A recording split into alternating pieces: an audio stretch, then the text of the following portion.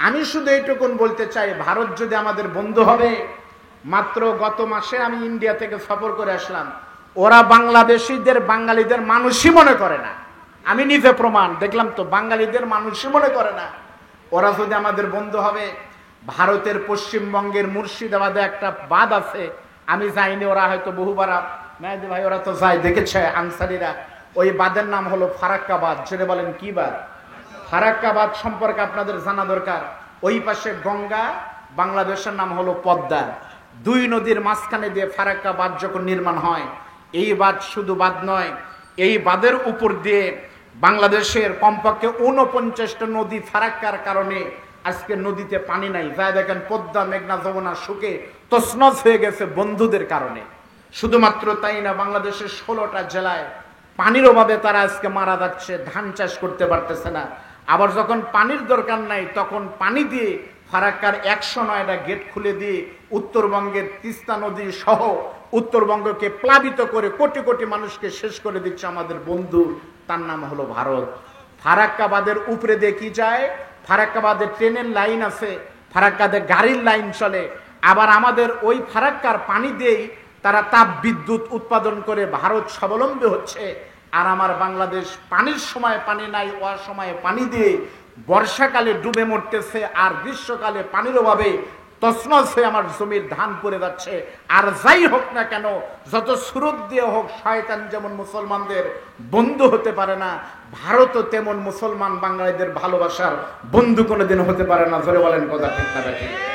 এই ভারতের সীমানায় গিয়ে আমার বোন ফেলানির লাশ যদি কাছে যার কারণে গুলিতে ঝুলতে চায়, ঝুলতে পারে। বাংলাদেশের ভিতর দিয়ে ট্রেনের রাস্তা দিয়ে ভারতের ট্রেন যাবে, এই দৃশ্য বাংলাদেশের মুসলমান দেখতে প্রস্তুত নয়। ধরে বলেন কথা ঠিক না ঠিক? আমার ভাইয়ের একটা কথা মনে রাখবেন, আমি বললেও হবে, না বললেও হবে। আমি আব্দুল বারী রশিদি যদি বলি কালকে সকালে সূর্য উঠবে না, তাহলে কি উঠা বন্ধ থাকবে? উঠবেই। ঠিক তেমনি নবী বলেছেন একটা কথা হবেই। নবী বলেছেন শেষ জামানা একটা যুদ্ধ হবে, নাম হলো গজওয়াতুল হিন্দ, যুদ্ধ হবে। ওই যুদ্ধ নবী হাদিস শরীফে 1500 বছর আগে বলেছে।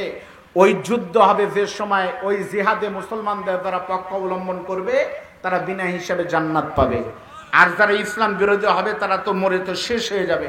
নবীর সাহাবারা বলতেছে, রাসূলুল্লাহ আমরা কি সেখানে অংশগ্রহণ করতে পারবো? আল্লাহর নবী বলতেছে, না, তোমরা কেউ চান্স পাবে না, আমার উম্মতেরা চান্স পাবে। বলল, হুজুর কোন দেশের সাথে যুদ্ধ হবে?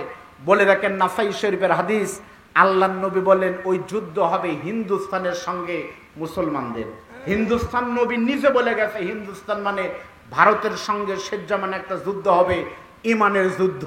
ওরা একদিকে, সারা পৃথিবীর মুসলমানরা একদিকে, ওদের সাথে যোগ দিবে ইহুদি যেমন ইসরায়েলেরা আছে, খ্রিস্টান আমেরিকা ওদের সাথে আছে, আর সারা পৃথিবীর মুসলমানরা একদিকে যাবে।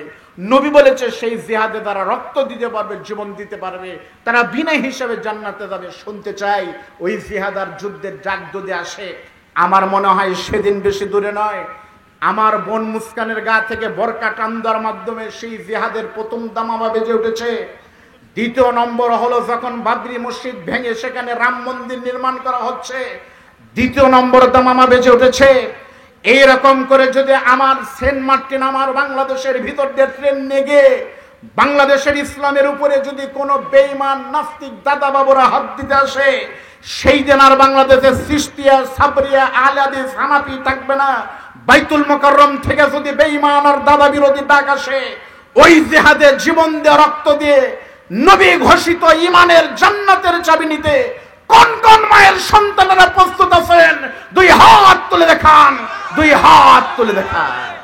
লিল্লাহি তাকবীর, আল্লাহু আকবার। আল কোরআনের আলো ঘরে ঘরে আলো, দুনিয়ার মুসলিম এক হও, এক হও। মুসলমানদের শত্রুরা হুঁশিয়ার সাবধান। লিল্লাহি তাকবীর। আল্লাহ কবুল করুন, বলেন আমিন। এই কথা আমাদের মনেই নাই যে আমাদের ভিতর দিয়ে ট্রানজিট নিয়ে ট্রেন আসতেছে, পানি নাই, এগুলো মনে নাই। আমরা এখন ব্যস্ত আছি রাসেল ভাই সাহেব নিয়ে। কোন ভাই? এনা আব্দুল সালাম ভাই, মেহেদি ভাই, আর আমরা ব্যস্ত রাসেল ভাই সাহেব, রাসেল ভাইকে নিয়ে। রাসেল ভাই পার আজকে নতুন না, আগেও ছিল।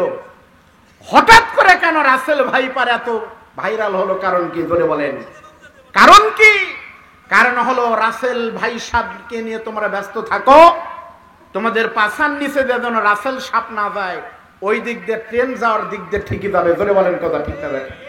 আর আমার দেশের মিডিয়াদের কোনো কাজ নাই, এই মিডিয়া না, বিটিভি, ইটিভি, সিটিভি, জিটিভি, এগুলো যে আছে কোনো কাজ নাই। প্রিন্স মামুন আর লায়লা, কিছুদিন আগে হলো হিরো আলম, এরপর পরিমণি, এখন আবার নতুন করে ধরছে ওই দটার নাম কি, না না না, নতুন করে হ্যাঁ এটা ধরছে রাসেল ভাই সাহেব। পরিস্থিতি এরকম, কাজ না থাকলে কি হবে? ট্রেনের ভিতরে যাচ্ছে, দুইজন গল্প করতেছে, ভাই আপনার বাড়ি কোথায়? বলতেছে আমার বাড়ি বগুড়া। বগুড়া? আমার বাড়িও বগুড়া। বলে আপনার বাড়ি বগুড়া কোথায়? উপশহর। কারে ধতমি, আমার বাড়ি উপশহর। পাশে দাঁড়ায় আরেকজন শুনতেছে, কি বলে দুইজন?